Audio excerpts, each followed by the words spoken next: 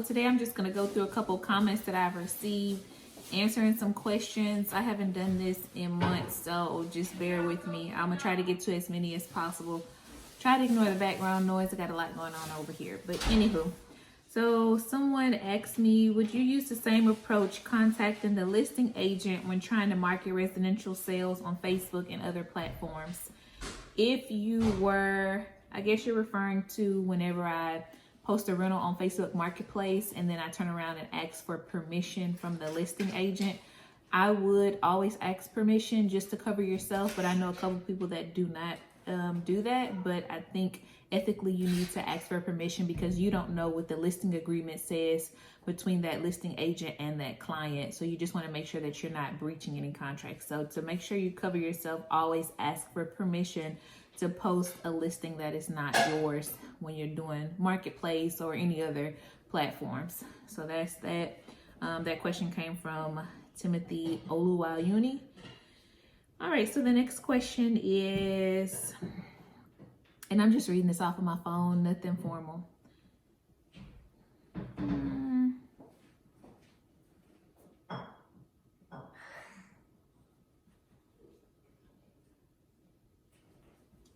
Someone asked me if I have an email address. Yes, it's down below in the comment section. I always leave it down there. You can email me at Brittany@foundersre.com or Collins, M as in Mary, Brittany@gmail.com. Any questions that y'all may have, it may actually be easier to email me. What templates do you use to qualify your clients? I have gotten this question so many times. So what I'm going to do is maybe paste the template down below and just put bold template or something. It's really simple and I just copy and paste that. I have a couple of templates that I was using on Facebook Marketplace for rentals, and it literally, I just change it based off of what questions I get. So somebody might ask me what the credit score is required, or what is the required credit score for this rental, or what's the income threshold or something like that. And it was literally just me sending them a copy and paste template that said, credit score must be 600 plus, must verify income with pay stubs, tax returns. If you're self-employed, maybe bank statements, stuff like that. So I'll paste what I use below.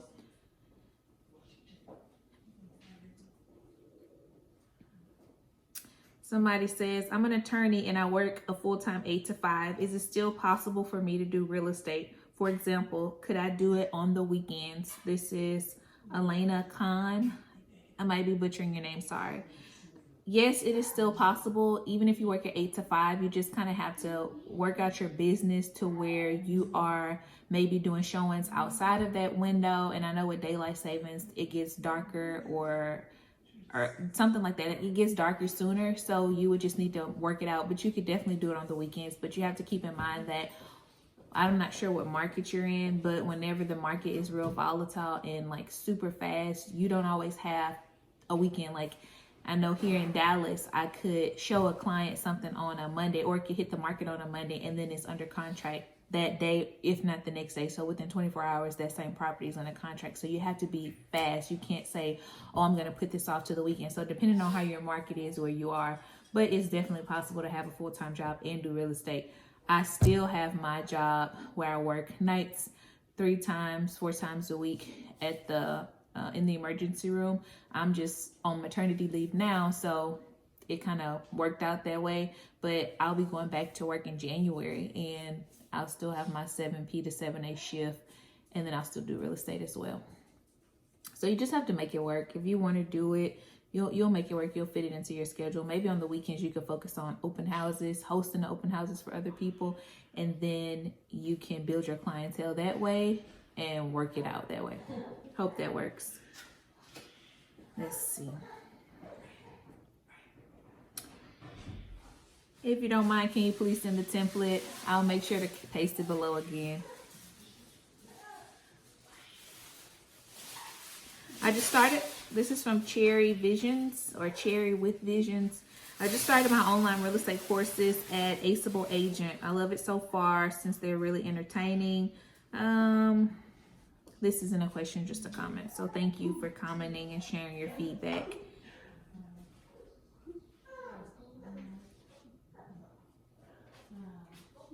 Another template question.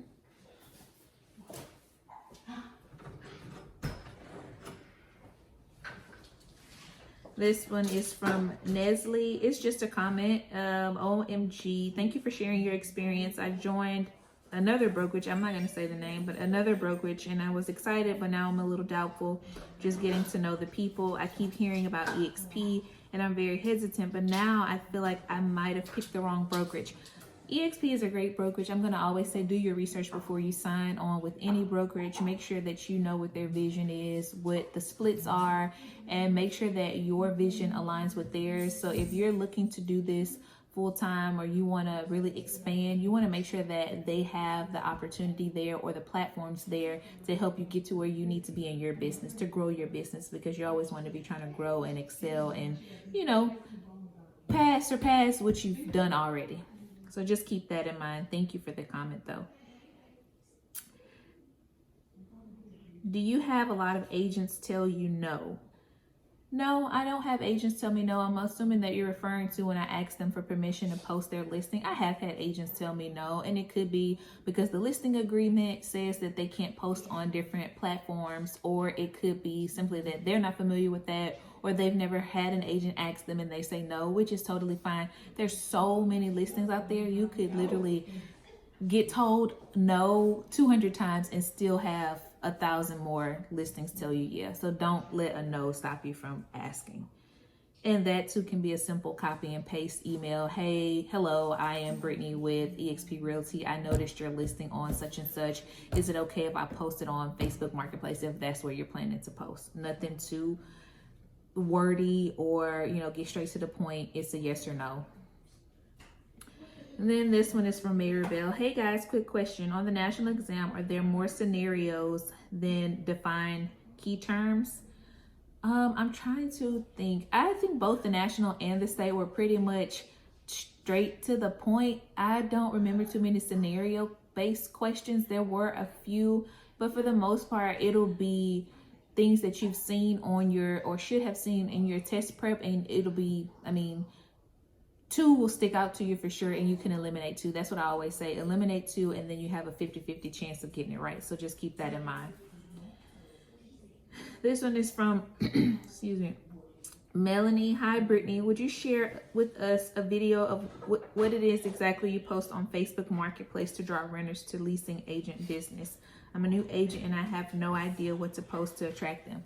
So yes, like I said, I'm gonna, maybe I can do a video of where I actually walk through posting something on Facebook, literally just posting the pictures from the MLS that's already loaded, because you have permission from that listing agent to post their listing. So you take those pictures, just maybe 3 or 4, type it out, whatever your title wants to be. I might say, to draw people in, I might say free rent, free 1 month free, or downtown condo with city views or something like that, just to draw them in. And then of course Facebook Marketplace lets you list out everything about the unit. So it could be bedrooms, baths, square footage, location. I don't put the exact address on Facebook Marketplace. Instead, I'll put the street name and then the zip code.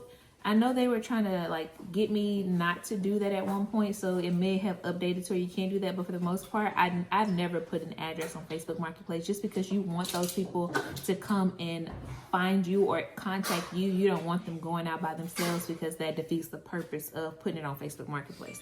So just put the street name, put the zip code. That way they kind of get an idea on a map of where it is, but don't give them the full address. Just my thoughts from my experience.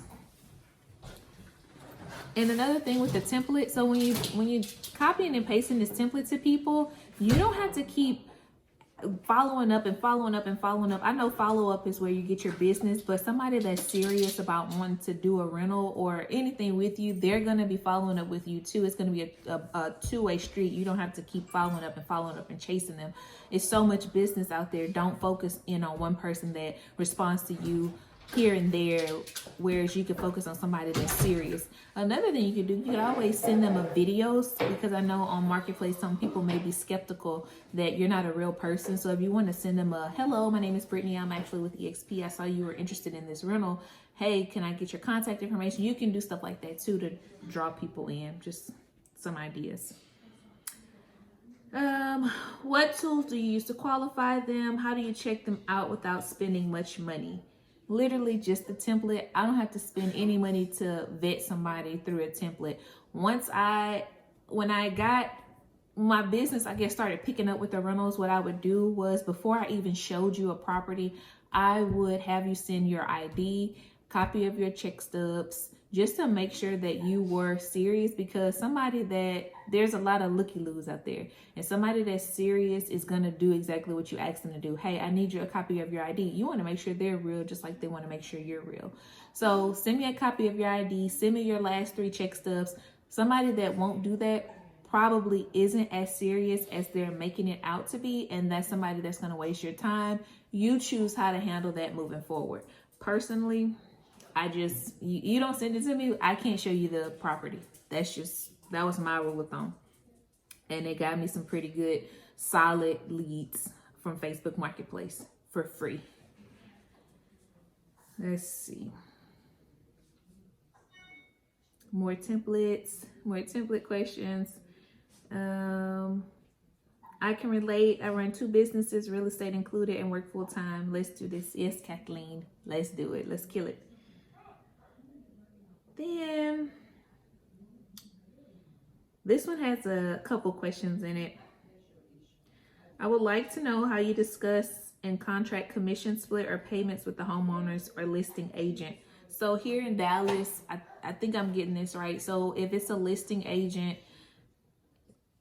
the listing here in the MLS already has the commission split listed. So when I'm showing a listing, I would try to post listings that were high on the percentage split. I didn't want to post something that I knew I was going to walk away with 20%, 25%. In the beginning, yes, of course I did. I posted everything. But as I got my clientele, I wanted to post those listings that had 50%, 100%, 125%, just because I wanted to get more bang for my buck. If I'm going out to show you, I want to make sure that I'm going to secure some money and I'm not going to walk away, with a couple dollars and then I've, spent my time showing you multiple properties. So just keep that in mind. But in the beginning, I was posting any and everything. But if it's something where it's like a for rent by owner, then you have to negotiate that with the homeowner, and it's not guaranteed. They don't have to pay you. So you want to make sure that you know that up front, because a lot of clients will send you properties from Zillow, and sometimes Zillow properties aren't listed in the MLS. So you need to be mindful of that too. And that's on the rental and homeowner, like for sale side. You want to make sure that these properties are actually listed with an agent and not just by the homeowner, because that can be a whole nother issue or ball game or something that you have to tackle basically. How can you find and work directly with the landlord or homeowner? If it's a Zillow property, then they probably have their name and number attached to that property. You can feel free to work with them. I personally don't do any deals directly with homeowners, like for rent by homeowner or for sale by homeowners. I don't do that because I'm not trying to convince you to pay me. That's just me. But there are deals like that where you could maybe flip it and become their listing agent. Just get down to the bottom of why they don't want to work with a real estate agent. When I was posting in Marketplace, I wasn't in the business of working with for rent by owners. What's the difference between working with the listing agent versus the landlord or homeowner when listing? I think I answered that pretty much, the contract portion of it. So that listing agent is under contract with that homeowner, and they have agreed to a certain price, and they agreed to pay the buyer's agent or rental agent a certain price, whereas working directly with the landlord or homeowner isn't guaranteeing you a cut. Now, some of you may be saying, well, I know you don't do it all for the money, but at the end of the day, you have to make a living too, and you don't want to do everything for free. So just keep that in mind. Okay.